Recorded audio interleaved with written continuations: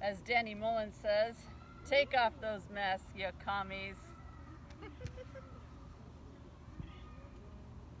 Where is it? Oh, there we go. Hello, everybody. Ciao. It's almost, I think the last I checked, my car was like 108 degrees today. That's crazy. But it doesn't feel like it right here. I don't know if it's the same. I don't feel that here, but oh my God, I was dying in my car. I'm so glad to be out of there. So I thought I would use this time and talk about some of the current events, but also a little bit of the astrological weather. We have Mars in retrograde, and those who are more adept at astrology or have some knowledge of it or even an interest or curiosity are probably familiar. Mars, as I understand Mars, is it's known as the warring planet. It's the god Ares in Greek mythology, and he is known to be the god of war, but I also see him as a god of passion, the god of action, the god of desire, the god of will. So with Mars being in retrograde, especially in its home sign. Did you say Aries? Yeah. Oh, I'm Aries. Greek. Well, you could tell us more about it. What do you know? Sure. You pretty much say he is the god of war, and is also known as Mars for in Roman. In Roman. Yes. The Romans stole it. Yes, you did, guys. We love you, but you did steal Greek culture. Admit it. Yeah. He's Greek, by the way. Yeah. And proud of it. Well, you should be. It's quite a, yeah, they have quite a history. They were the ones who began Western civilization. We wouldn't have Western civilization if it wasn't for the Greeks. No. So we owe a lot to them. We forget about that, I know. Anyways, as I was saying, that with Mars in retrograde, I see Mars as being, a lot of people might think of Mars as being connected to the first two chakras, or the first chakra, but I see Mars more being actually that's considered solar. The third chakra is solar, if I'm not mistaken, but I also see Mars being a supportive energy because it is the will, it is action, it is Mars, and it rules anger, and we look at anger negatively in our culture, like it's bad to express anger and it's bad to be angry, but and anger is it can be very destructive. Obviously, you can see it in the air right now with all the riots going on.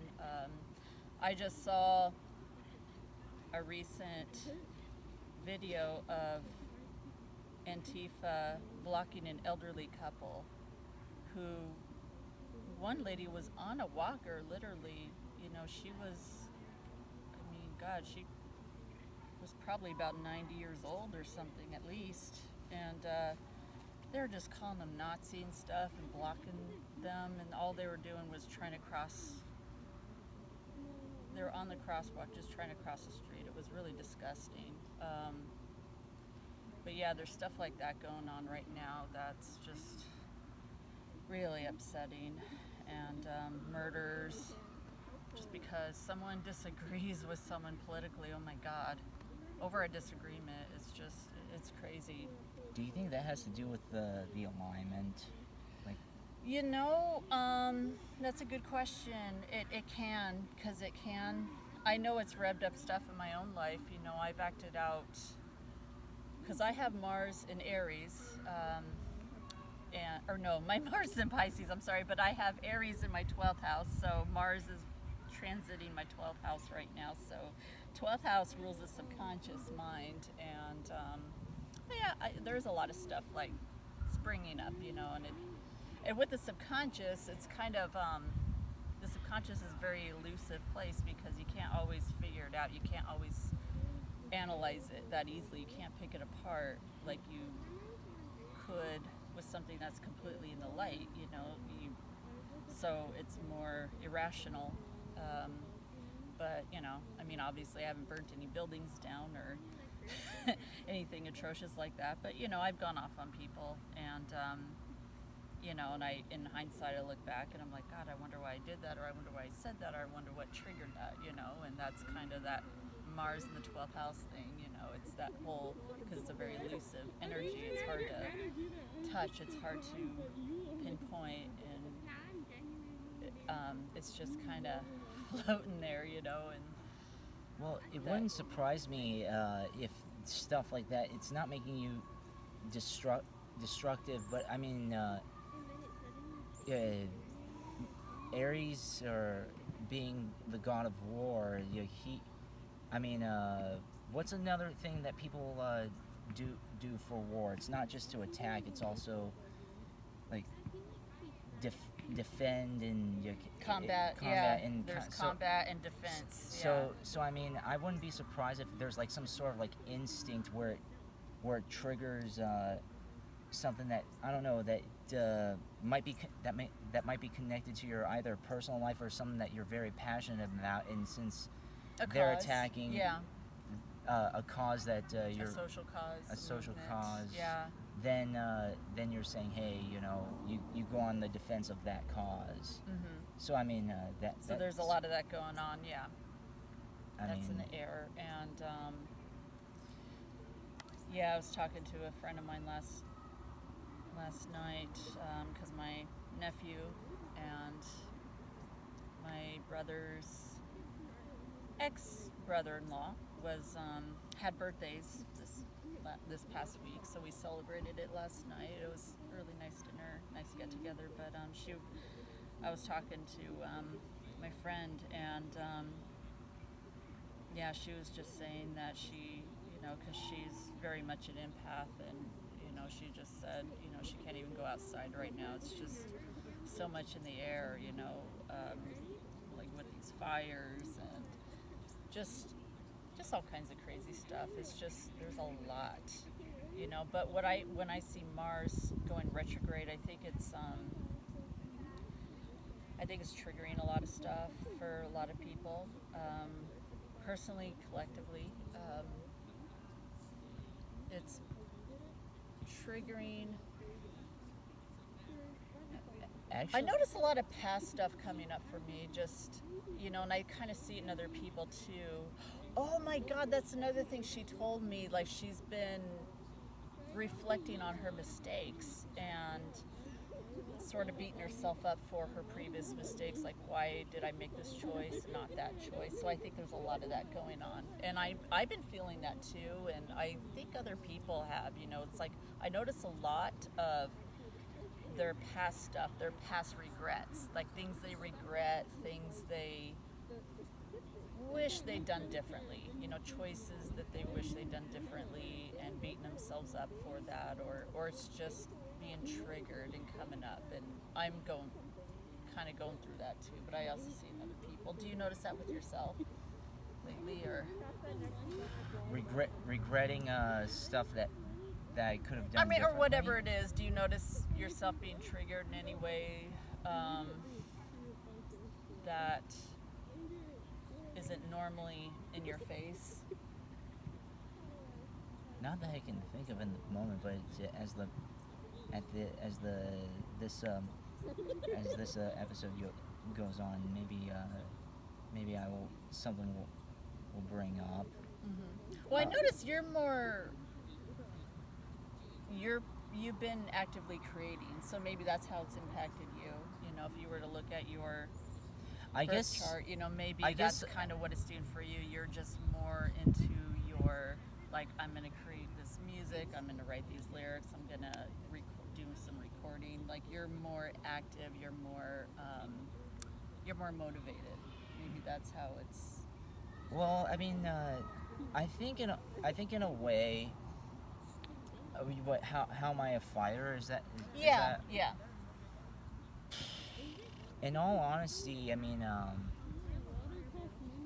me being an empath, just the thing is that I just see with all these wars,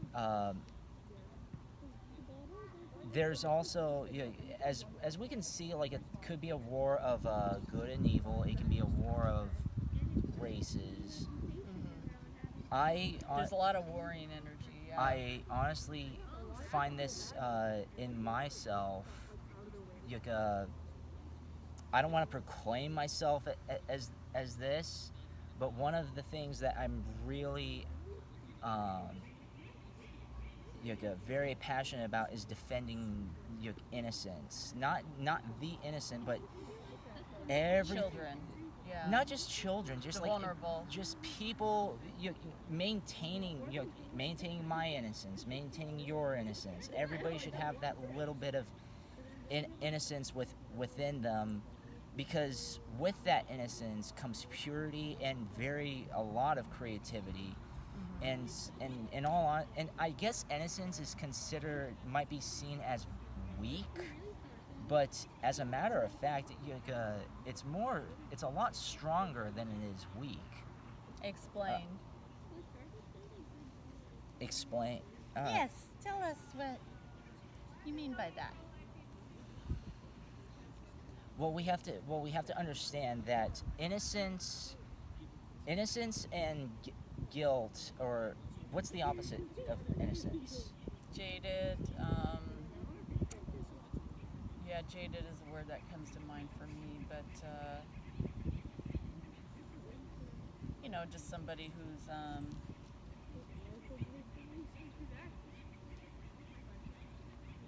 I honestly think that or oh God, I can't think of the word. The only word that comes to mind is jaded, or it could be learned. It could be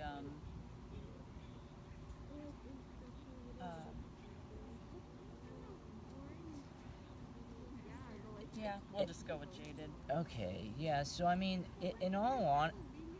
I think in all honesty, I mean, like, that's why we see this. I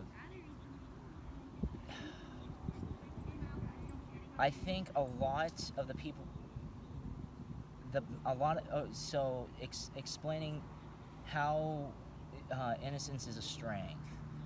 How innocence is a strength. It's more of that wall. It's the immovable object, basically. It's the thing that maintains your sanity, maintains your purity. But a lot of people, I've realized that so many energies and a lot of people are trying to flip that over and go on to the attack, and that makes them a lot more fierce and not as innocent, if anything. And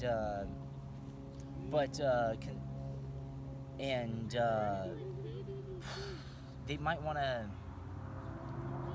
They are a lot more vulnerable, because in all seriousness, it's like they're always on the attack, they're always on edge. But if you try to maintain your innocence, you're a lot more composed, and you can maintain and use your emotions and your vibrations to your advantage, as opposed to always being on edge and always being on the attack. On the attack or defense.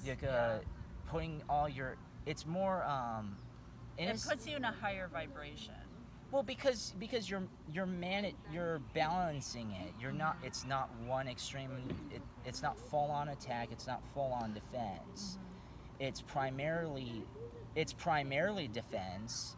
But when you have to go on the offense, then you have enough energy and you have enough knowledge, because as you're calm and you keep your innocence. Because think of what a child does when it learns. It observes everything. It absorbs information.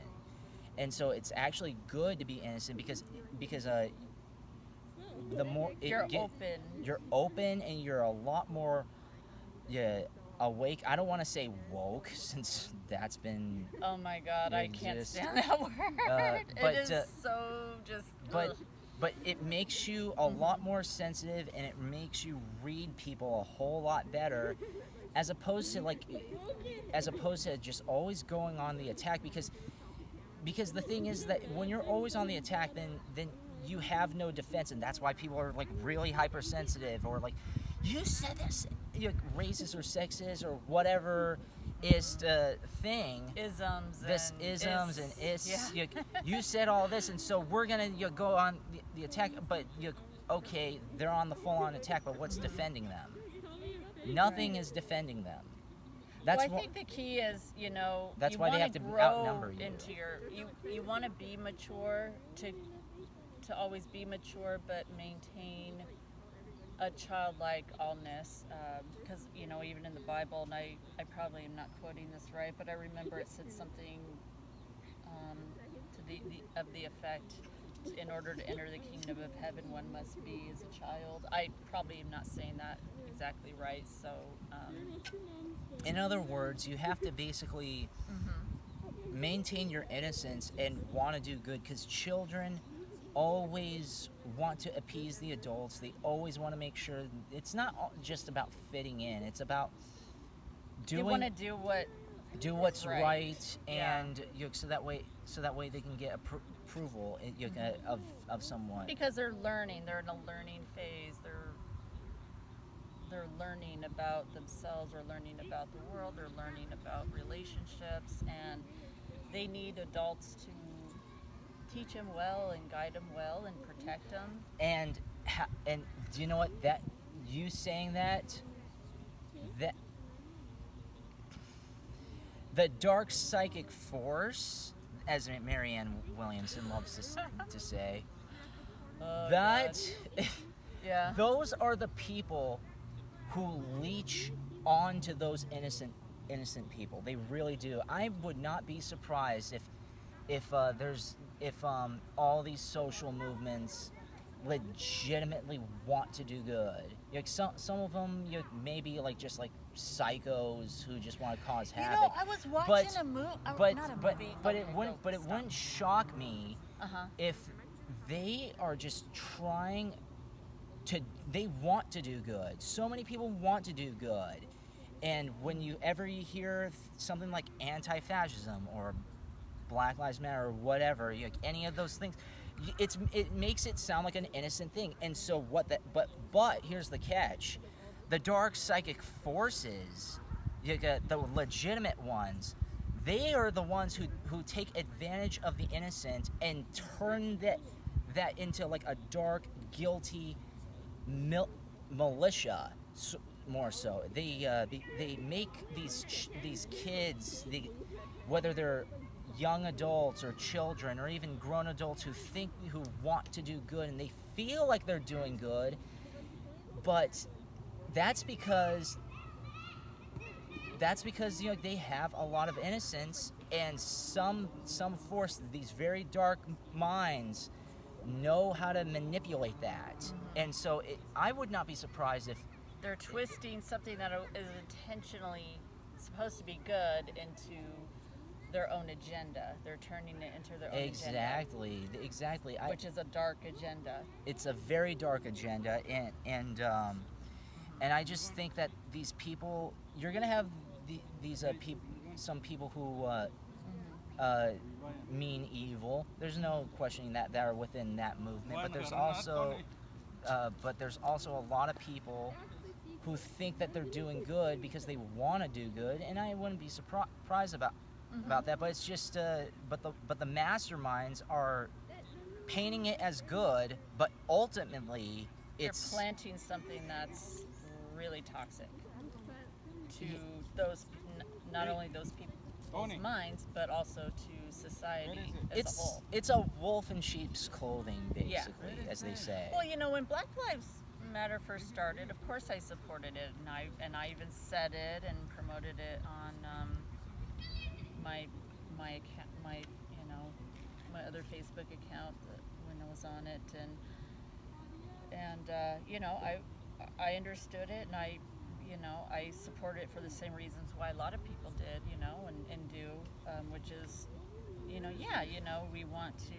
bring awareness to the issues that the African American, I'm sorry, I don't know if that's the correct term, but you know, in their communities and things that are going on, and to empower, to bring down crime, and to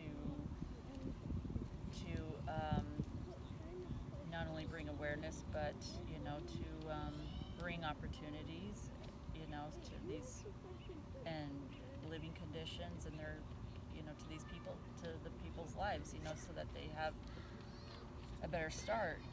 You know, I was all for that. I was all for that Yeah, concept absolutely. as well Yeah. initially, but then once I started seeing what it was really about, Yeah. and then I'm like saying, no.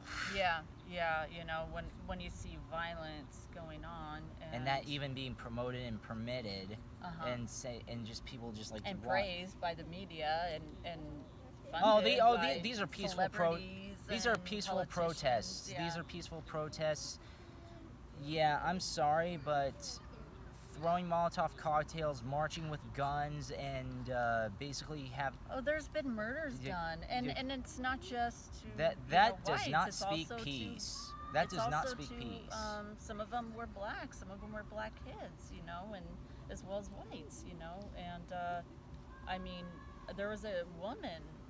She was a 23-year-old mother, and she had a baby, and you know, all she said was "All lives matter" to in front of this group, and next thing you know, they killed her. They followed her and her husband, and her husband tried to fight back. Did he shoot back or something? Maybe I don't Yeah, know that story. I think there was something where he tried to defend, but they killed her. They murdered her. You know, she was an innocent, you know, decent person. You know, doesn't have a background of crime or harassing anybody or anything. Just a normal person. You know, dead, just because she said all lives matter. I mean, how insane is that? So you can't convince me that this is doing anything good for anybody, including the blacks. You know, I don't know how it's even helping them. If anything, I think it's actually doing them more harm than good. That's actually what I might have said in one of our previous videos. Yeah. Because I'm like saying, I understand the fight against racism. Right. But the more they keep doing this, I honestly think that this is for the left to paint the black people as thugs, murderous people that you should avoid at all costs because they're gonna hunt you down if you don't agree with. If you don't agree with them. But the weird thing is that actually most of the people in these movements are largely white. There are blacks, you know, youth that are in it, but a lot of them are largely white. But of course, it's being painted as a minority movement or movement for and representing minorities, so it doesn't reflect well on those who are actually minorities. And in fact, I know that there's a lot of black people, either I know personally or just people that you see, personalities on YouTube or you know, TV that are strongly against this and they say more articulately than I am, but they strongly disagree with this movement and don't see how it's doing anything good for the black people, or how it reflects well on them. If anything, it's caused more problems. You know, it's painting them to be evil people. It's stereotyping them, because like whenever someone, I wouldn't be surprised if sometime down the road, a white person or whoever sees a black person, they're gonna think that they're associated with Black Lives Matter, and they're gonna say blah blah blah blah. It's gonna turn. I think that's ultimately what it's. It's sad. That's what the ultimate agenda is for everybody to hate the blacks again, and stereotype them to this. Oh, you're black, and you must be part of Black Lives Matter, and Black Lives Matter are murderous, thugs and whatever. Murderous, militant, hypersensitive and evil people who will hunt you down. So I want nothing to do with these blacks. But do you know what? Yeah, I can see how that could happen. I don't know if that's their agenda. Ultimately, but I can see it going in that direction. Absolutely. I actually think that could be, because let's not forget. I mean, like, as they say, history repeats itself. Who's this being pushed by? It's being pushed by the Democrats, who were the biggest racist pieces of crap, who wanted everybody to be segregated, and that is what's being glamorized, as a matter of fact, as a black power. Oh, we gained our independence, we're segregated. It's like, not too long ago, you were fighting so hard against this, and now it's like they want it again. Like, or not all of them, but there's a certain sector that wants to be, segregated again, to have their own school, have their own community. They don't want to, even with sports, they don't want to be part of. You want to know what ultimately, and if you've watched Tim Cast before, he did point this out. He said that that there are people who are saying schedules are whites is an example of white supremacism, and I honestly think that this is whoever's behind this is kind of smart, because in all honesty, I do think, as much as people want to say, oh, Black Lives Matter is a black power movement, believe it or not, that's I think it's more of a white power movement under the guise of a black power movement, because think of this. If these people have a narrative of blacks, or if these are like the white, because a lot of Democrats, I don't like getting political on this channel, but I mean, but a lot of those people just want to see the blacks controlled, and so what's a good way for them to be controlled? It's to think that they're doing something for a good cause, but then you kind of like twist the actions. They still think that they'll be doing good, and I'm not saying that all of this. I'm not gonna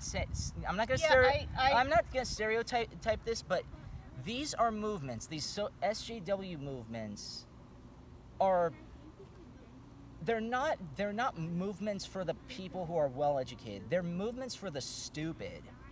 But you know what's crazy is that a lot of people in Antifa, for example, it turns out, they statistically, a lot of them are teachers, a lot of them are professors. I know. Believe it or not. I know. I remember and that's just crazy. I mean, you would think, because you would think it was just these kids that are a bunch of rookies, but no. I mean, a lot of them are.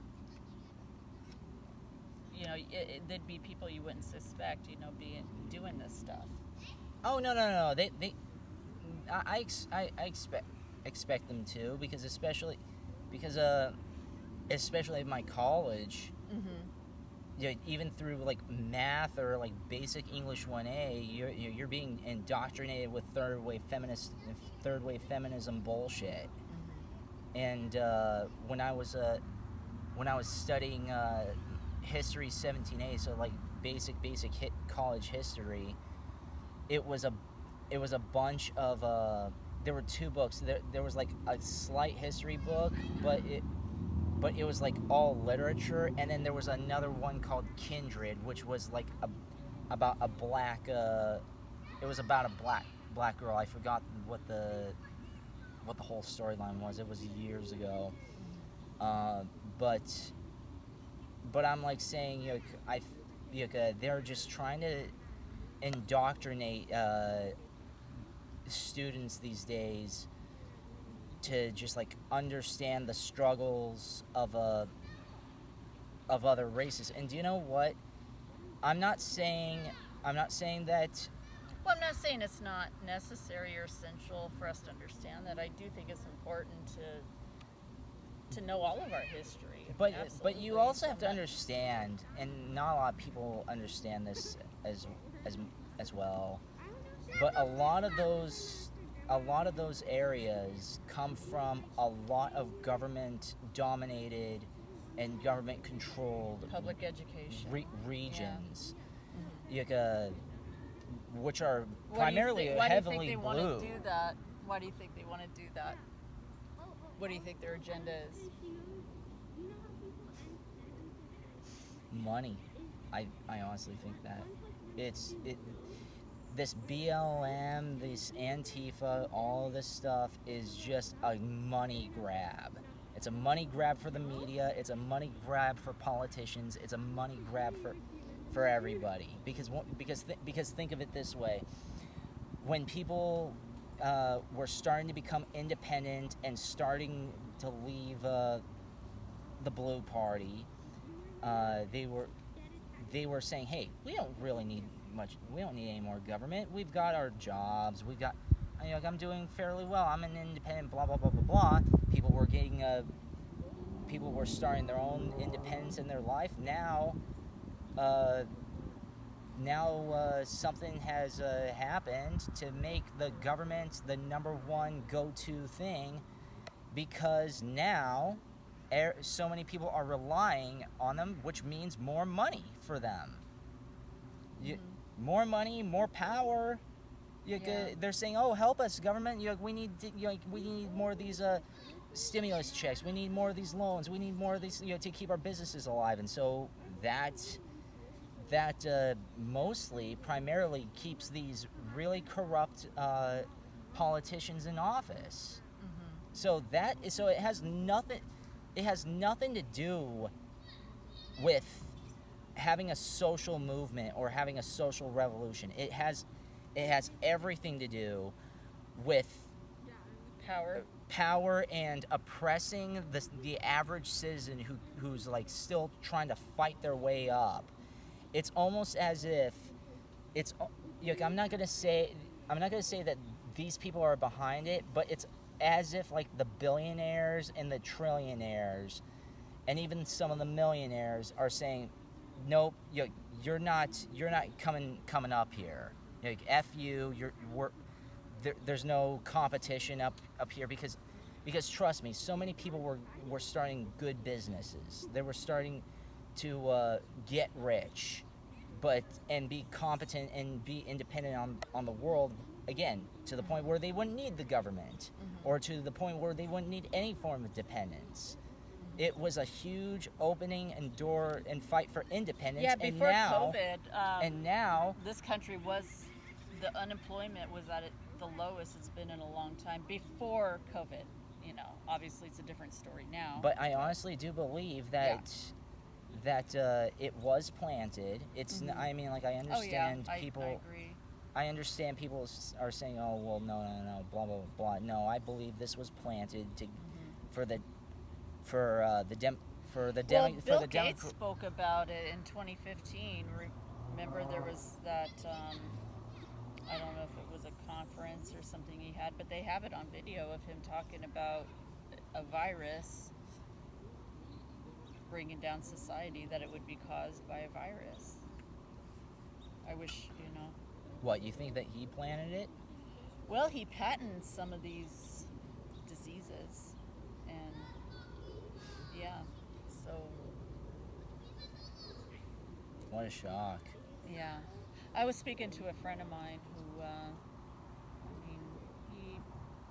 he doesn't work in that world, but he works for NASA, and he said it was either created in a lab in in China or the U.S. or possibly it's from an asteroid or meteorite that somebody, someone somewhere probably caught and might have spread. That's his observation, but who knows? Yeah. Likely it's a lab. It got out of the lab. That's what I think. Shock me. Yeah. But it's not a Chinese market, yes, okay, they eat some stuff that I could never imagine eating in a million years, but they've been doing that for a long, long time, so it can't be that. Yeah. They eat everything. Anything that moves, they'll eat it. Well, when you grow up in a communist nation, this is what happens. People are desperate. They don't have.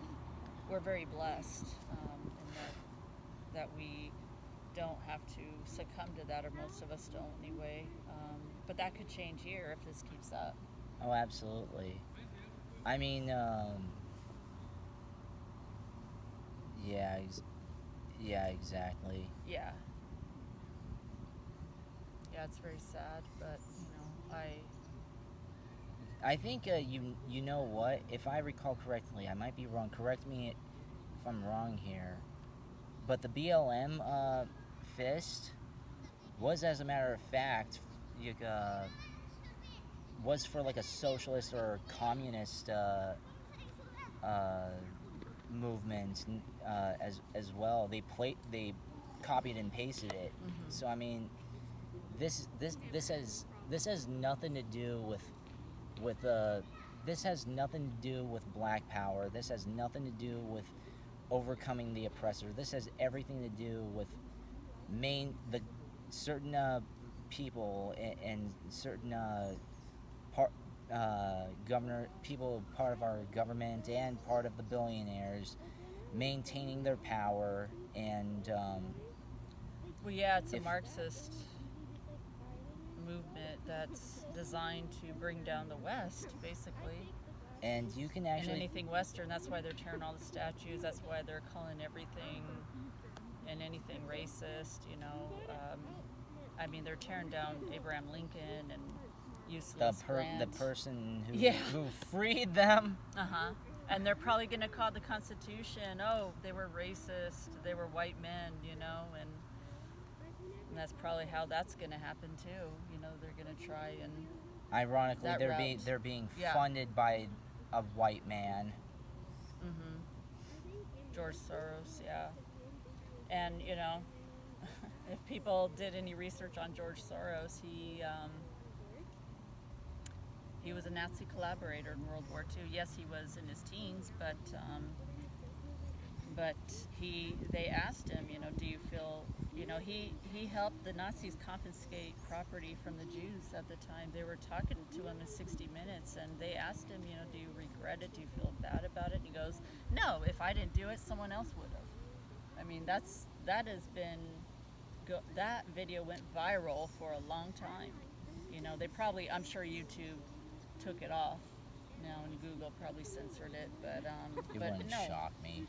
But it's been around for a long time. I mean, I saw it, and a lot of people I know saw it, so you can't gaslight me there. Yeah, so I mean, it's... So, he's a sociopath, obviously. He's a psychopath. Yeah, exactly. So, I mean, in all seriousness, I do... but it's also a spiritual war, it's... exactly. This is the... It's more of a... It's being reflected in worldly politics, but it's a spiritual battle. There's... I believe that there's... And I think what's going on... I think the devil's thrown in his last punch. This is the Aries as well. And do you know what? A lot of people who are portraying good people as evil. I mean, like, so many people are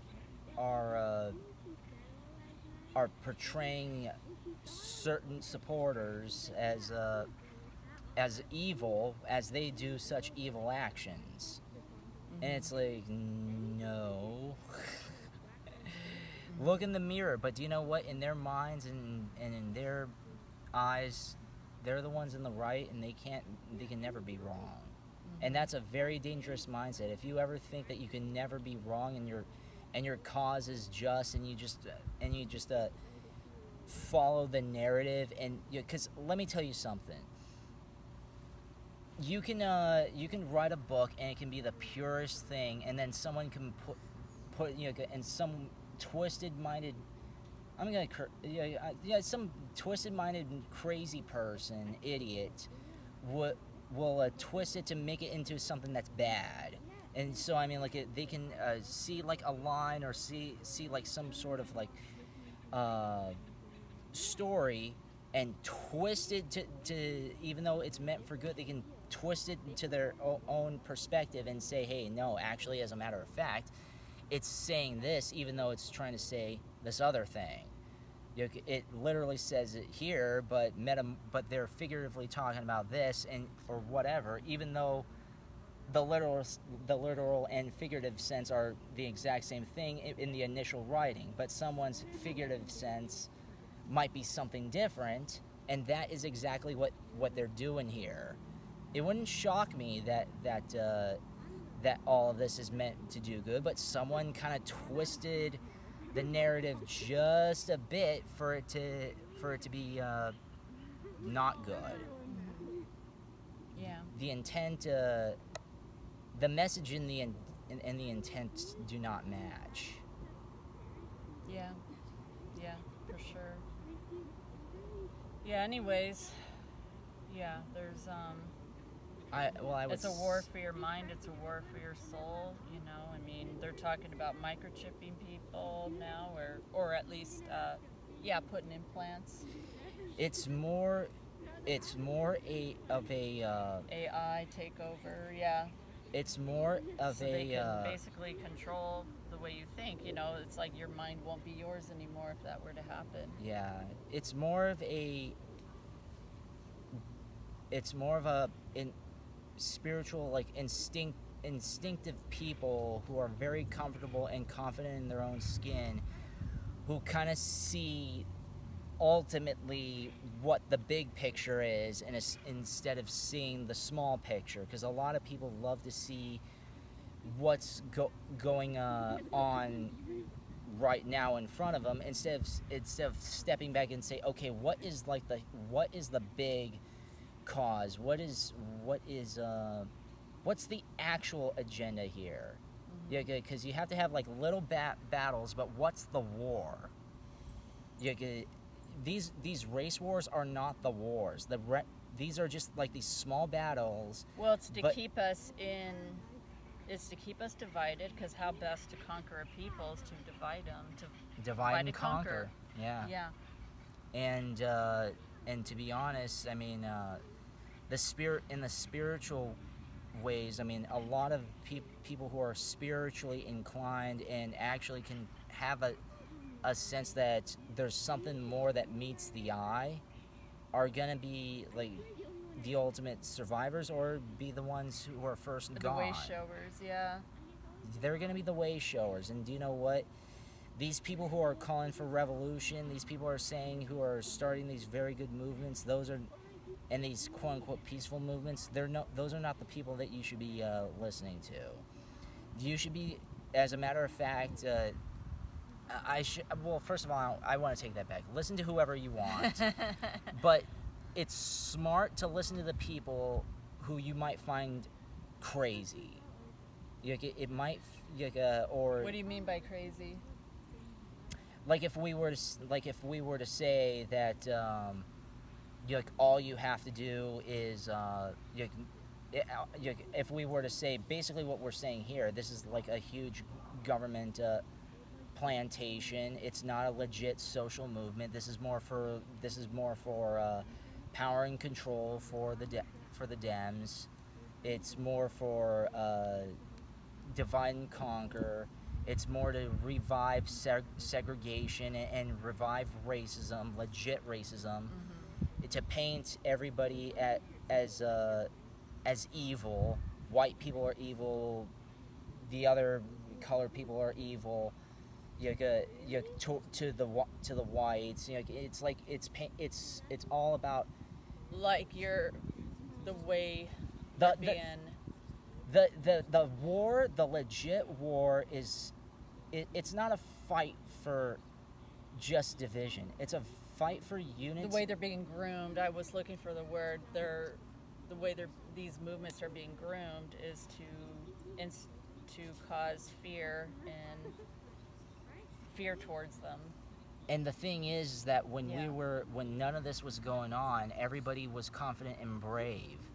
And people were coming together, in the last. They were. In a lot of my adult life, things were good. People were not seeing color anymore. We were not seeing all these things. Of course, we noticed cultural differences, but we embraced those differences. Yeah, and we embraced different people's lifestyle and their sexuality of choice, or whether they were, transgender or whichever. And there was no judgment. It was just like, okay, that's cool. Everyone's doing their thing, and we were okay with it. I don't remember us having this huge war about it. Maybe they did in the old days, but, not in the last 20 years or so, maybe even 30 years. The audience is not going to like this, but I think the previous administration revived that, because that's when BLM started to come to light. Well, yeah. I'm talking about before all that. In my, in my young years, in my formative years. Yeah. And along with pretty much most of my adult life up until this point. Yeah, me too. But there's how ironic how they say that this is all progressive. There's nothing progressive about this. If anything, it's very regressive. It's doing the opposite of what it claims to do. No, seriously, we are back in the 60s, everybody. Yeah, we are back in the 60s. We are back in the Jim Crow law era. And someone's benefiting from it, but it's not the people.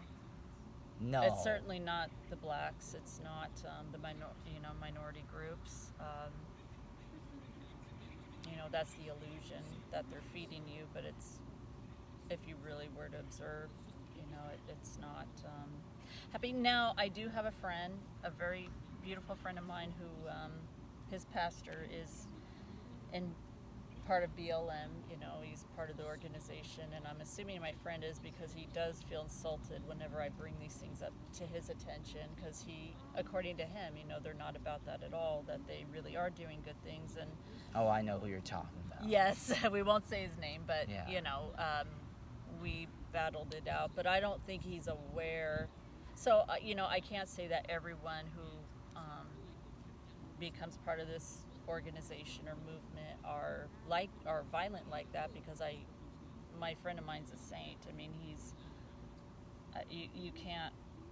I've never met a nicer, kinder, more giving, helpful person in my entire life. So I know it's not everybody, but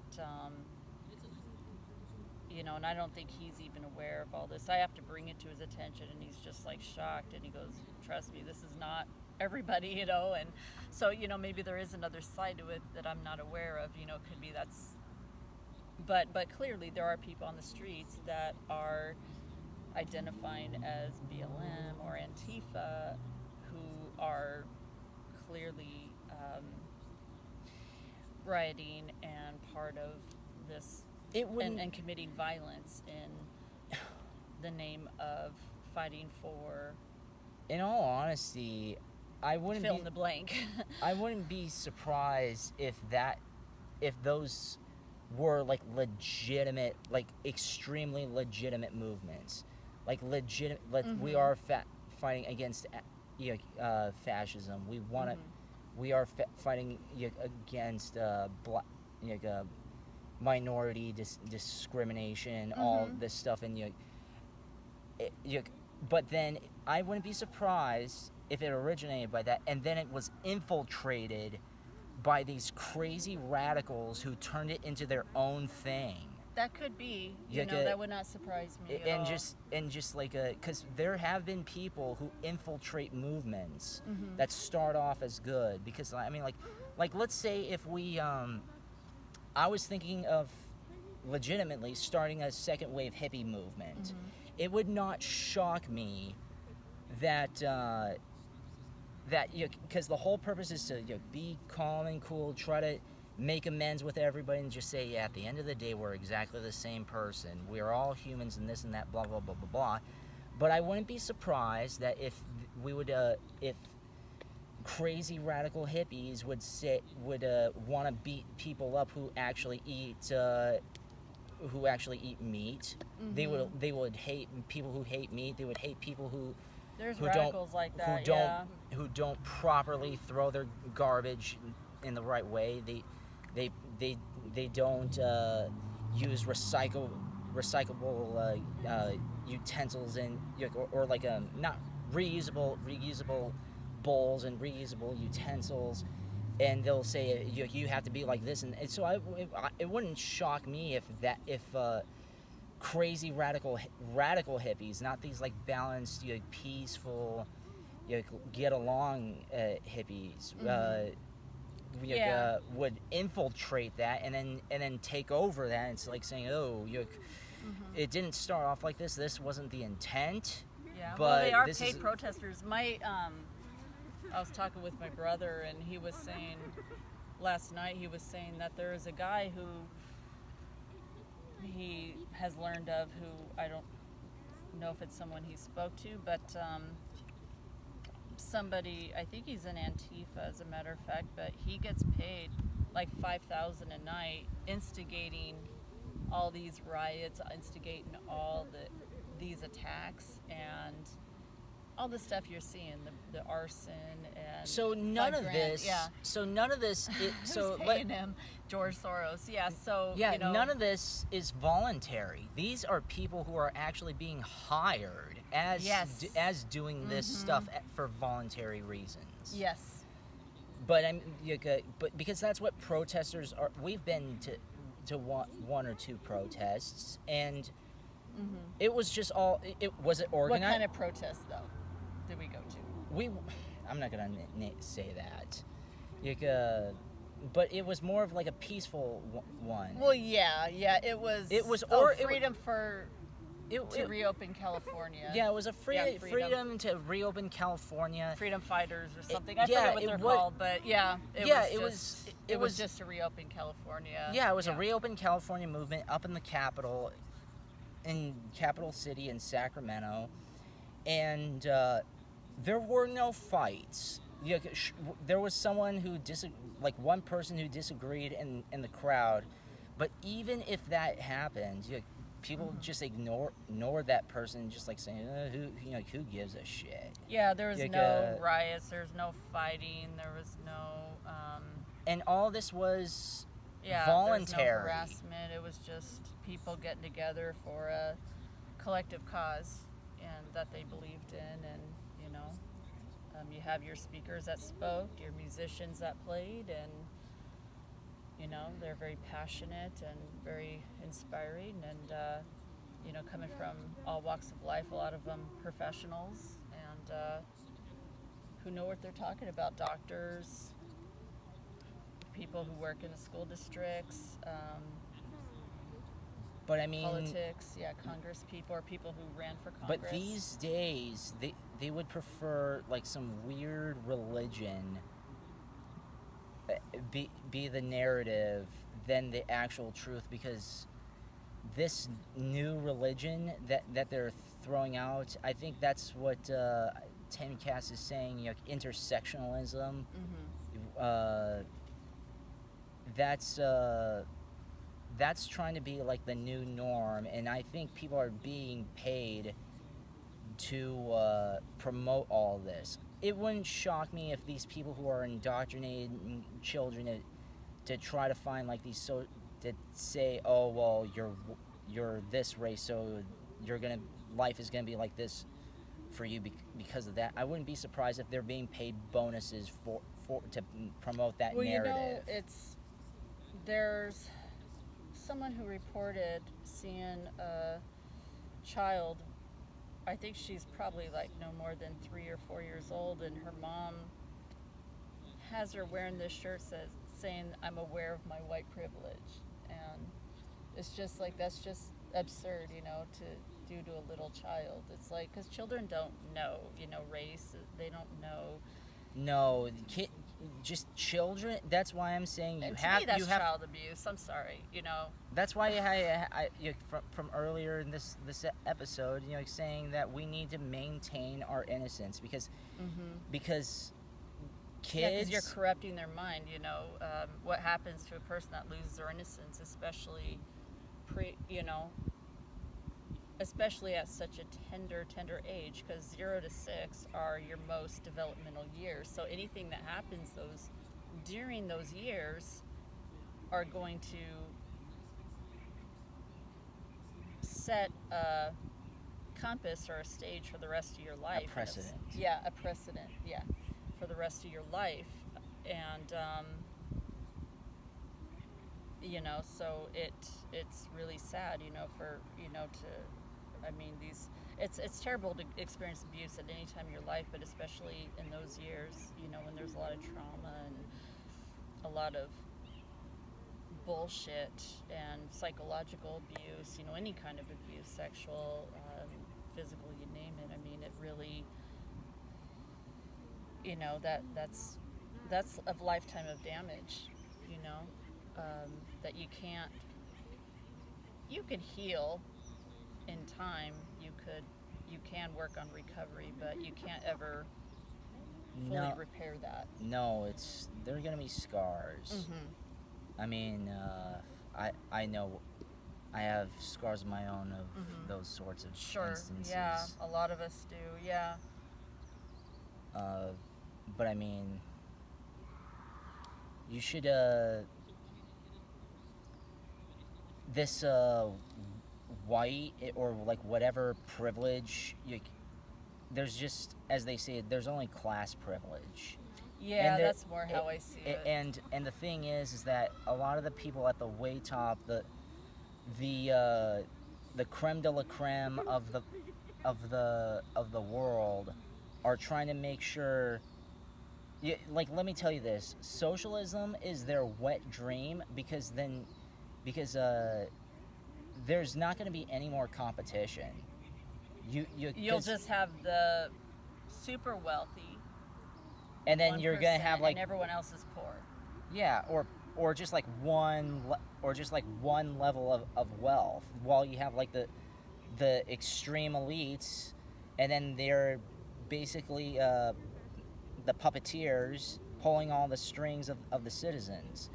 That is a lot of these gillionaires' biggest, wettest dreams.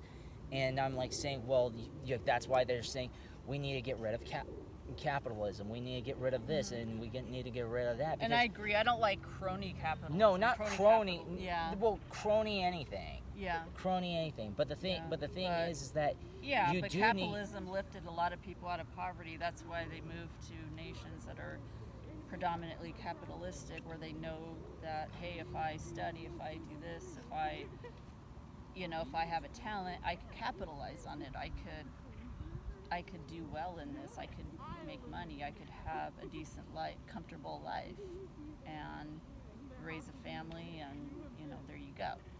Yeah, exactly. Because like right now, it creates competition. But what's the competition if there is no capitalism? There's no way that for you to. Maybe you might be part of the 0.001%, the few billionaires or trillionaires that are way up there. You might not get to their part, but you'll get at least closer to them. But even middle class is good. Living middle class. Say statistically, they did a study, to find out if money does make people happy or miserable, and they did find that there's an income bracket where people are the happiest at, and that's like on average, maybe not in the Bay Area where we live, but on average it's like $70K a year, between 60 and 80K a year. That's more like Midwest / Texas prices. But I mean, over here it would be, I don't know, like 200,000 a year or something crazy like that. Yeah. But yeah, you in the Bay Area we're talking about, not the rest of the country, but there is an income bracket where people are generally happiest, but it turns out that those that are among the super wealthy, like we're talking multi-millionaires. Okay, I know one guy who is a multi-millionaire. He's a very down-to-earth, nice guy, and I could tell he's a happy guy for the most part. Of course, I'm not around him every day. I don't have a drone following him, so I can't really say what his daily life is like, but he's one of the nicest guys I know, and I think he appreciates what he has, and his kid is like that too. His son is like that too. I'm sure that... So, he's the exception, but most people, that are in that bracket are, it's, I heard David Wilcock describe it, they almost become, it's sort of like trailer trash, but it's like the wealthy trailer trash. Like they actually kind of have that mentality, like these celebrities. And I know I was watching, and they are like some of the biggest freaking hypocrites on the entire planet. Like when you get at that, they'll tell you what to do and what's best for you, but they themselves don't do it. Yeah. There was something I was I'm looking reading at you, Quora. There's something I was reading in Quora where I'm not going to mention out names, and I don't even remember them all, but there were some of them that they're saying how if it wasn't for their maids and stuff, they're total pigs. They just live like pigs, because they don't have to do anything. So, especially the family that starts with a K. Yeah. But you figure that out, audience. But that actually does happen to people that are at that level of wealth. I'm not saying it's everybody, but a lot of these people that. Well, I mean, like the thing is that I honestly think that it comes from new money. Yeah, there's an attitude between old money and new money. It seems like people who have new money tend to be arrogant and tend to treat their workers like shit, like garbage, like they're beneath them, and they want them to feel beneath them. Well, that's because. But people with old money don't do that. They actually treat their workers like gold. I honestly do think that if you came from nothing, and then you just like immediately became a multi-millionaire or a billionaire just because of an invention or whatever, you are going to end up being like that because you do not know how to. You don't even know how to relate to other people because at all, because you were all about fighting for yourself, or possibly, and then something overnight happens, and then that fight's over, but you still think that fight is going on, and so that's why you want to keep that's why you want to keep that the whole time, because you feel like you're entitled to it. And why you keep people keep throwing people down under the gutter and keep treating them like garbage. You know what? It's people who love the feeling of power and control, and because they don't come and they're narcissistic, and a lot of them come from nothing. So of course you're gonna have that little power hungry sort of thing, because it's like they finally have power. They never had power. They were around people who had power. But once they finally got the taste of the power, they got full power, they just like if you and they lose their humanity sometimes. Not all the time, but I mean, like if you fight, if you have a lot of fight in you, and you went through a lot of pain and agony to get to that point in your life, to become a millionaire, even if even if you're in your 20s, your 30s, like any age, but like in the later parts of life and you've lived life a bit, but you became successful over time, you are not going to end up being like that because you know what it's like to just like grind your teeth and keep pushing. It builds your character. A lot of these people, a lot of these celebrities and these personalities don't have character, yet they're teaching us how to have character. But they ultimately, they never developed their character themselves. So they're not ones to talk. Don't look to like celebrities who had it easy, or even politicians that had it easy. Like if they inherited something, don't look at that. Look at the ones who made a name for themselves by just pounding left, right, and center ever since they were kids, or ever since they were young adults, ever since they were teenagers. They had a sight, they had a dream, and they fought hard for it. And it doesn't even have to be a millionaire. It can be like your local coffee shop, and they say, hey, like my dream was to have a coffee shop, and I saved money throughout my college years, and I saved my pennies I saved my pennies as a kid. I would sell lemonade and blah blah blah blah. I put some money aside for a house, and now I have the money to buy this coffee shop that I'm gonna do. And those are the people that you should be listening to, because they know what it's like to fight and to strategize things, as opposed to, oh, here you go. Oh, okay, thanks. Yeah. Thank you. Okay. Boom. That kind of stuff. They know the value of the dollar. Something that you inherit, unless if you were taught the value of the dollar, then if you were not taught that, if you were not taught the struggle, of course you're not going to know, and you're not going to care, and your character is never going to develop, because in order for your character to develop, it has to go through valuing things. And it doesn't even have to be money. Earning, yeah. Yeah, or earning, but it doesn't even need to be money. It can be earning somebody's trust. It can be earning somebody's attention, earning somebody's love or affection or whatever, or or earning your way to like try to fight to stay alive and be healthy.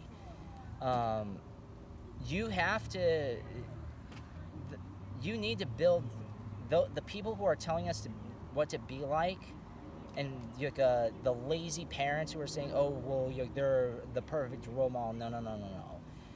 Celebrities are not a perfect role model, at least not the ones who have had it easy throughout their lives. If there's a huge role model, you have to go through the ones. It has to be a friend, a teacher, your parents, somebody that you personally know, or if it is a celebrity, someone who actually has lived life and gone through crap. And I don't mean like first world problems or rich person problems. I mean someone who had humble beginnings, who fought their way to the top. But if someone was inherited their way to the top, no, don't listen to those. Listen to the ones who fought their way to the top, and that's what you need to do, and that's what everybody needs to do. And everybody needs to fight, and I think that's exactly what the Aries thing is. It's not just like an eternal Aries. Okay, since we're Greek, you're Greek.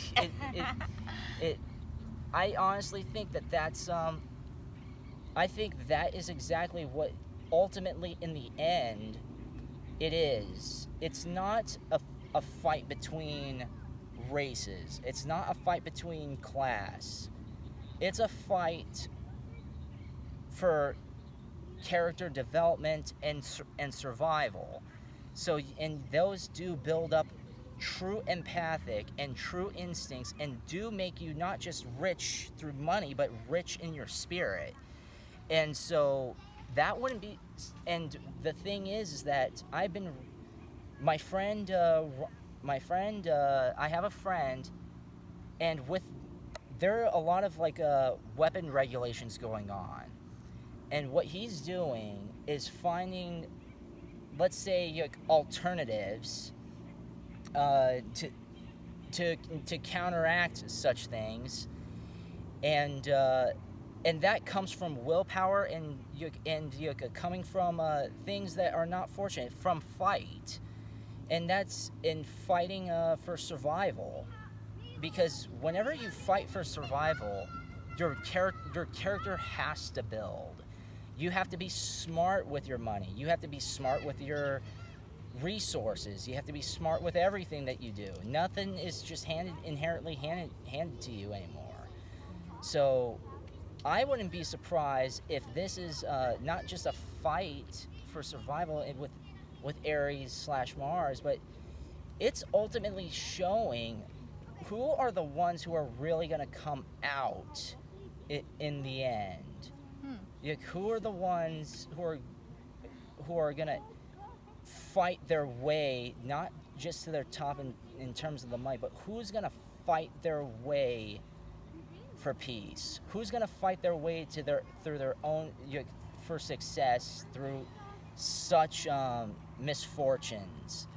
How are they going to make fortune through a misfortune? And I don't mean like just money fortune, just like how are they going to bring balance when nowadays they're not, so much is not balanced, but we're trying. So how are they going to make things balanced?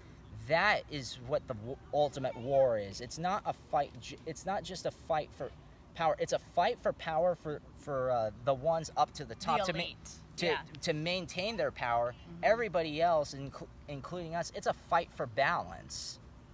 But and it doesn't mean equity at all. It just means like we have, they allow us to have our own power, just not in the same context as them. But you all have to understand that ultimately, in the end, if you're alive and if you're alive, that's the ultimate power. And so you have to control it. That's what a lot of these elites don't want you to do. They don't want you to know that you ultimately, at the end of the day, have power, but you actually do. And that's what the ultimate war is for. It's not a fight for power in terms of the elites. It's more so the fight for who actually has the power. And I think and know that there's a huge chance that and I think there's a huge chance that that's what the fight is. I think that's it. These wars, these race wars, are not. These are fight for survivals. These are fighting. These are meant to build our character, to value, and the fact that there's so many businesses closing, it's showing us we're being tested. So you think we're being tested? We're being tested, not just in terms of fight for survival, but also valuing the dollar, valuing ourselves, because the more you struggle, the more anger. Mars can bring up a lot of anger. Actually, I think Mars.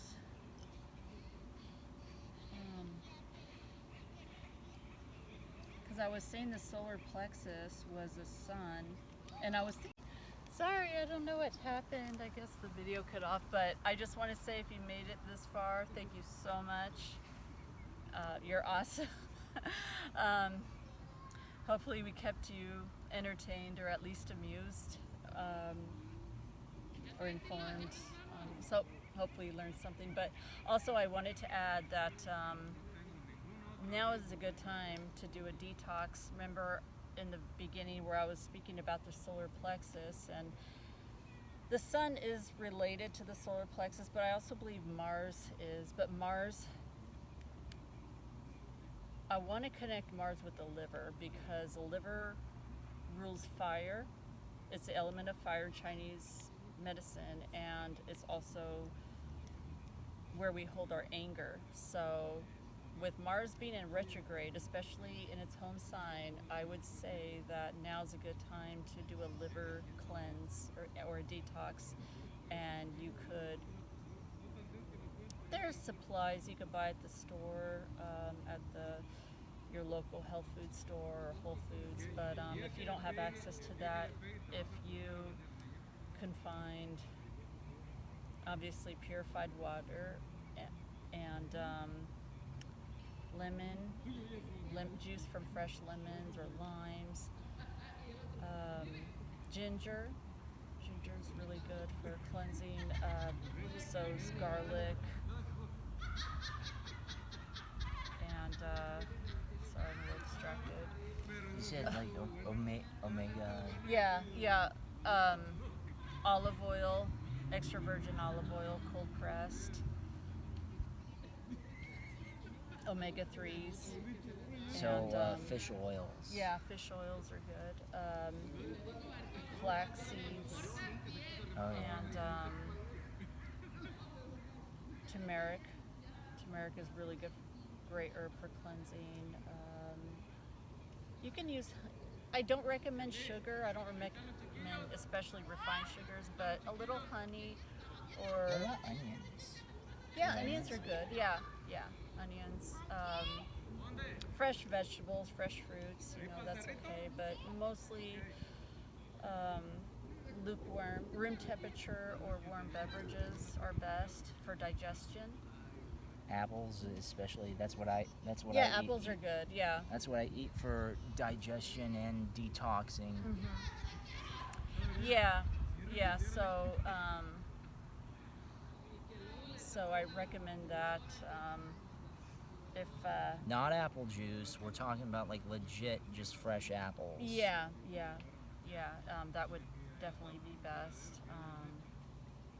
Any kind of herbs that are or vegetables that are full of water, that are astringent, bitter, or slightly bitter. Would that also include squash? Because squash can be very watery. Mhm. Yeah, that's okay. But reduce alcohol. Either stay away from it altogether or reduce it, because you're probably going to be more sensitive to alcoholic beverages and sugary foods. And I'm not against fats personally. I mean, not good quality fats, but you want to avoid hydrogenated. Well, you want to have good fats, and it's okay to have like some bad fats, but mostly good fats. So good fats are like avocado. Well, not hydrogenated oils. Yeah, stay away from that kind of stuff. Well, but I'm talking about like if you're like making like a steak and you want to eat, or like if you want. Well, I don't even recommend red meat right now if you can help it. Unless you're anemic or something, that's a different story. But at least chicken. You eat chicken and turkey. Yeah, fish. Fish, okay. White meats primarily. Yeah. And you could do that for, a week or a couple weeks, or even up to a month or a few months if you like. I mean, there's people there's all kinds of different detoxes out there, but especially one that focuses on gluten-free. Yeah, that focuses on cleansing the liver is I would recommend right now. I mean, you don't have to, of course, but that's a recommendation for those that want to purge, that are really feeling like they need to purge. It's a good time to do it. So that's that's all I want to say. And if you made it this far, thank you so much, and God bless you, and may the force be with you. Thank you.